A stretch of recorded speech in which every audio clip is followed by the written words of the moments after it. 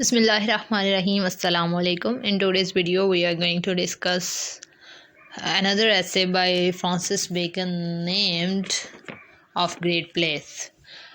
अगर हम बात करें फ्रांसिस बेकन के इरा की, तो फ्रांसिस बेकन का ताल्लुक़ था रिनेसेंस से। रिनेसेंस वो पीरियड था जिसको हम कहते हैं रिवाइवल ऑफ लर्निंग, और उसके जो मेन नोशंस थे वो थे love for knowledge, love for power, love for wealth. और जो जितने भी हम वर्क्स देखते हैं रिनेसेंस इरा के, तो उसके अंदर ये सारी चीज़ें हमें बदरजा तो मौजूद आती हैं नज़र के, जिसमें के अंदर तमाम वर्क्स के अंदर या तो वो ब्यूटी की बात करता है, लव फॉर ब्यूटी, या फिर वो लव फॉर पावर की बात करता है कि किस तरह मैन को जो है वो हाई प्लेस जो है वो अचीव करनी चाहिए, या फिर वो नॉलेज की बात करते हैं, एक्सक्लूसिव नॉलेज की बात करते हैं, या फिर वेल्थ किस तरह हासिल की जा सकती है उसकी बात होती है। तो ये सारी चीज़ें जो हैं वो डोमिनेंट नज़र आती थी उस इरा में लोगों के माइंड्स पे और फिर लिटरेचर पे भी, क्योंकि ज़ाहिर सी बात है राइटर्स वही लिखते हैं, वही प्रोजेक्ट करते हैं अपने वर्क्स के अंदर जो कि वो देखते हैं अपनी सोसाइटी के अंदर, अपने लोगों के अंदर ओवरऑल। अब जो फ्रांसिस बेकन की अगर हम बात करें तो उसने तमाम इन जो चीज़ें हैं, ये जो पॉइंट्स हैं, इनको अपने वर्क्स के अंदर जो है वो बड़े अच्छे तरीके से बयान किया है। लव फॉर नॉलेज की अगर हम बात करें तो स्टोर हाउस ऑफ नॉलेज है उसकी एसेज, उसने ज़िंदगी अपनी लाइफ की एक्सपीरियंसेस, अपनी लाइफ की ऑब्जर्वेशंस को बड़े अच्छे तरीके से बयान किया, और आज भी यूनिवर्सल ट्रुथ समझे जाते हैं उसके जो एसेज हैं और उसके जो कोटेशंस हैं उनको इस्तेमाल किया जाता है। अगर पावर की बात करें तो ऑफ ग्रेट प्लेस के अंदर इसकी बेस्ट एग्जाम्पल है कि किस तरह वो पावर की बात करता है और कहता है कि इंसान किसी भी तरीके से बस पावर अचीव कर ले और फिर अच्छे काम करे। वैसे इंसान किसी भी मीन से पावर अचीव कर ले, चाहे किसी के साथ ज्यादती करके, धोखा करके, चोरी करके, जो भी तरीका अपनाए, लेकिन पावर उसको हासिल करनी चाहिए। और फिर वेल्थ की भी वो बात करते हैं, हम देखते हैं कि अपने ऑलमोस्ट हर ऐसे के अंदर उसने यूटिलिटेरियन अप्रोच अपनाई है कि फ़ायदा आपको कौन सा रिश्ता दे रहा है और कौन से रिलेशंस और कौन से इमोशंस फ़ायदा देने, और अगर आपको कोई रिलेशन या इमोशन फ़ायदा नहीं दे रहा तो आपको उसको तर्क कर देना चाहिए।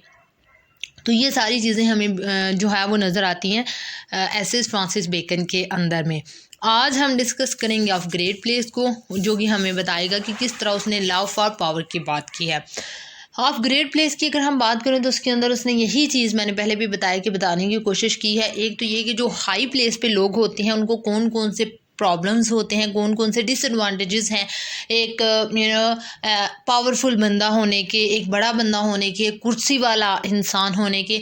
तो वो कहता है कि फिर वो कुछ एडवाइजेस भी देता है कि जो ग्रेट मैन होते हैं, यानी कि वो जो हाई अचीवर्स होते हैं और जो बड़ी कुर्सियों पे बैठने वाले हैं, उनको कुछ एडवाइजेस भी देते हैं और कुछ उनके वाइसेस यानी कि कुछ उनके जो है वो बुरी चीज़ें भी हमें बताने की कोशिश करता है कि हाँ ये जो ग्रेट प्लेस में मैन होते हैं उनके अंदर कुछ बुरी चीज़ें भी होती हैं, लेकिन ओवरऑल वो प्रेज करता है कि इंसान जो है उसको हाई पोजीशन जो है वो अचीव करनी चाहिए बाय एनी मीन्स। इसकी क्रिटिकल एप्रिसिएशन देख लेते हैं, क्रिटिकल समरी देख लेते हैं, जिससे आपको अंदाज़ा हो जाएगा कि कौन सी चीज़ें जो है आपने इसके अंदर लिखनी है। Person who hold great place, high post और post of responsibility are thrice servants. कहते हैं ऐसे लोग जो कि बहुत बड़ी बड़ी पोस्ट रखते हैं और बहुत बड़े बड़े ओहदे रखते हैं, they are servants of king. वो किंग के सर्वेंट होते हैं। यानी फॉर एग्जांपल अगर हम बात करें तो अगर वुज़रा हैं, उन्होंने इतनी बड़ी पोजीशन अचीव कर लिया, तो फिर भी जो वज़ीर आज़म ने कहना है करना तो उन्होंने वही है, वो अंडर है। और लेकिन अगर वज़ीर आज़म भी है तो पूरी इस्टेब्लिशमेंट एक होती है जिसके तहत उसको काम करना होता है, आइन होता है, कानून होता है, जिसके मुताबिक उसने ज़िंदगी गुजारनी होती है, अपने तमाम असूल उसके मुताबिक, ज़ाब्ते उसके मुताबिक करने होते हैं। They are servants of king, of fame, of business. यानी कि वो फेम, शोहरत भी हासिल करना चाहते हैं और अपना फिर जो है वो बिज़नेस भी ग्रो करना चाहते हैं। तो वो कहते हैं बंधे हुए होते हैं मुख्तलिफ चीज़ों के साथ। अगर हम बात करें डिसएडवांटेजेस की, तो वो कहता है कि a man in high office has no liberty और time to think of himself. He may have power over others but he has no power over himself. कहते हैं कि उसके पास इतना टाइम ही नहीं होता कि वो खुद के बारे में सोच सके, उसने इतने झंझट पाल रखी होती हैं।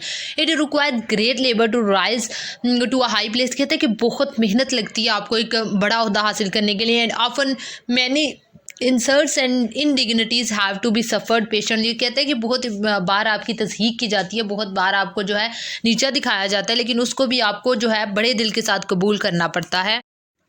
नेक्स्ट वो कहता है कि rising is difficult but the fall is sudden quick and disgraceful. कहता है कि इंसान की जो तरक्की की तरफ का सफ़र है वो तो मुश्किल होता है, लेकिन उसका जो फ़ाल है, उसकी जो ज़वाल पजीरी है वो बिल्कुल अचानक हो जाती है। और ज़ाहिर सी बात है, इंसान को बहुत दुख भी होता है कि उसने ज़िंदगी भर इतनी मेहनत की और उसके बाद उसका फ़ाल हो गया। वही कहते हैं ना, हम मशहूर मकौला है कि इज़्ज़त कमाने में तो सदियां लग जाती हैं, लेकिन उसको खोने में सिर्फ एक लम्हा लगता है। It is very difficult to give up a high office. कहते हैं और जब आपको कुर्सी मिल जाती है तो कुर्सी का भी एक अपना नशा होता है और उसको छोड़ देना वो बहुत ही मुश्किल काम है। वो कहते हैं ना अक्सर के लोग, क्यों नहीं अपनी कुर्सी छोड़ा। देखें वज़ीर आज़म के ऊपर या प्राइम मिनिस्टर के ऊपर या किसी भी बड़े ओहदे सदर के ऊपर इतने इल्ज़ामात लग चुके हैं और मतलब उसकी मॉरल वैल्यू बिल्कुल भी नहीं रही है। कानूनी तौर पे भी जो है वो देखो न उसके ऊपर अब तो चीज़ें साबित होने वाली है, उसको चाहिए कि इस्तीफ़ा दे दे। तो वो कहते हैं कि अक्सर वो कहते हैं कि कुर्सी है तुम्हारा, ये जनाजा तो नहीं, कुछ कर नहीं सकते तो उतर क्यों नहीं जाते, लेकिन फिर भी वो को अपनी कुर्सी नहीं छोड़ते, क्योंकि कुर्सी का अपना एक नशा होता है, पावर का अपना एक नशा होता है। Man in high post are not really happy. कहते हैं कि ऐसे शख्स जो बड़े बड़े ओहदों पे होते हैं वो ज़्यादातर जो है वो खुश नहीं होते। वही बात है, उनके पास लिबर्टी नहीं होती, उनके पास कोई आज़ादी नहीं होती अपने बारे में सोच सकें, अपने लिए टाइम निकाल सकें। और फिर जो है हर वक्त अपनी पावर को मेंटेन रखने के लिए कुछ ना कुछ उनको करना पड़ता है। तो इसकी वजह से ज़ाहिर सी बात है हैप्पी रहने का उनको तो टाइम बहुत कम ही मिलता है। High post carry with them so much responsibility. कहते हैं कि वो जो बड़ी पोजीशन होती है उनके ऊपर बहुत जिम्मेदारियाँ लेके आती हैं। And work that a man gets no लेयर to look after the health of his body and mind. कहते हैं कि इंसान को कोई वक्त नहीं मिलता कि वो अपने दिमागी और अपनी जो जिस्मानी हेल्थ है उसके बारे में सोच सकें। The only advantage which high post have is that they give man power to do good deeds. कहते हैं कि जो हाई पोस्ट है वो इंसान को ये पावर देती है कि वो अच्छे काम करे, लोगों की फलाह के लिए काम करे। By doing good alone can man get an easy conscience and a peaceful soul. कहते हैं कि जब इंसान दूसरों की मदद करता है। अब बेकन की फ़िलासफ़ी जो है वो डिफरेंट है। वो कहता है जी, बेकन का कहना ये है कि इंसान बाई एनी मीन्स पहुंच जाए हाई पोजीशन पे, वो किसी को ज्यादती करे, धोखा करे, जो मर्जी करे, वो हाई पोजीशन पे पहुंच जाए। लेकिन एक दफ़ा जब वो हाई पोजीशन पे पहुंच गया तो अब उसको नोबल डीड्स करने हैं, अब उसको सारे अच्छे काम करने हैं, अब उसको कुछ बुरा नहीं करना। तो भाई जो वो रास्तों से ही बुरे तरीके से आया तो फिर वो किस तरह अच्छे काम करेगा। नेक्स्ट जो है वो कुछ एडवाइजेस देता है ग्रेट मैन को, ऐसा शख्स जो हाई पोजीशन पे होता है बेकन। तो वो कहता है कि हमेशा वाइज फैसले करें, हमेशा जो उससे पहले कोई हुक्मरान थे और जो भी उस पोजीशन पे थे उनकी गलतियों से सीखें। जो भी आप फैसला करते हैं उसको रीजनिंग के साथ करें, लॉजिक पेश करें, अपनी डिग्निटी को बरकरार रखें, अपने ऑफिस की डिग्निटी पे कोई कंप्रोमाइज़ ना करें, लोगों की फलाह के लिए काम करें। अपने जो है जब एक दफ़ा आप हाई पोजीशन अचीव कर लें तो आपको कोई भी फिर रॉन्ग डीड नहीं करना चाहिए। तो ये कुछ एडवाइजेज हैं जो देता है बेकन अपने जो है वो ऐसे शख्स को जो कि एक हाई पोजीशन पे होता है। फिर वो कहते हैं कि कुछ गलतियां जो हाई पोजीशन अचीव कर लेने के बाद लोग करते हैं, डिलेज। कहते हैं कि वो क्या करते हैं, he should be easily accessible, कि वो डिले करते चले जाते हैं कामों को और लोगों को मिलना छोड़ देते हैं। जब वो कहते हैं ना, जब वोट लेने होते हैं तो आपके ऐसे दरवाज़ों पे आ रहे होते हैं MNAs और MPs वोट के लिए, लेकिन जब वो वोट ले लेते हैं तो कुछ पता ही नहीं होता और फिर वो लोगों को नज़र ही नहीं आते पूरे 5 साल या जितना भी टेन्योर उनका होता है उसमें। तो वो कहते हैं कि आपको फिर अपने अवाम को, अपने उन लोगों को एक्सेसिबल होना चाहिए जिनके जो है वो आपने उनके साथ वादा किया था। करप्शन, फिर वो कहते हैं कि करप्शन नहीं करनी चाहिए। करप्शन हम जानते हैं कि बहुत बड़ा कैंसर है जो कि ना सिर्फ पाकिस्तान बल्कि दुनिया भर में जो है वो ज़्यादातर उन लोगों की तरफ से किया जाता है जो कि हाई पोस्ट पे होते हैं। वैसे तो करप्शन 10 रुपये की का भी अगर किसी को मौका मिलता है तो वो करता है,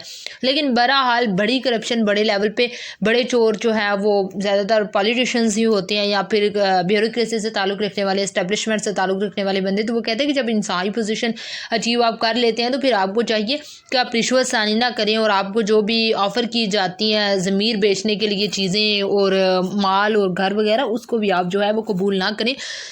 फिर वो कहते हैं रफनेस, फिर वो कहते हैं कि आपके रवैये में एक तलही और आपके रवैये में वो दुदकारने वाला जो एक अंसर है वो नहीं पाया जाना चाहिए। फैसिलिटी, फिर वो कहते हैं कि जितनी भी आप हो सके लोगों को फैसिलिटीज़ फराहम करें, लोगों की फलाह के लिए काम करें और लोगों के लिए जो है वो अच्छा करने की कोशिश करें। A man in high office should not be misled by the importunity of others. कहते हैं कि वही बात कि लोगों के पास, दूसरों के पास अगर मौका नहीं है तो आपके पास है तो फिर आप उसका फ़ायदा ना उठाएं, बल्कि लोगों की बेहतरी के लिए काम करने की कोशिश करें, तो ही ये आपके हक़ में बेहतर चीज़ है। तो ये था आप ग्रेट प्लेस में। सबसे पहले उसने जो है वो कुछ डिसएडवांटेजेस बताए जो कि काफ़ी ज़्यादा उसने बता दिए। फिर उसने कहा कि एडवांटेज आपके पास पास ये है कि आप लोगों के लिए बहुत बेहतरीन काम कर सकते हैं, जिससे आपकी रूह को जो है वो सुकून मिलेगा। और फिर उसने एडवाइजेस दी ग्रेट मैन को, और एंड पे जो है वो उसने कुछ उनको बोला फिर एडवाइस की सूरत में ही कि ऐसी चीज़ें जो लोग करते हैं हाई प्लेस हासिल करने के बाद, और जो लोगों को अवॉइड करनी चाहिए और ऐसा नहीं करना चाहिए।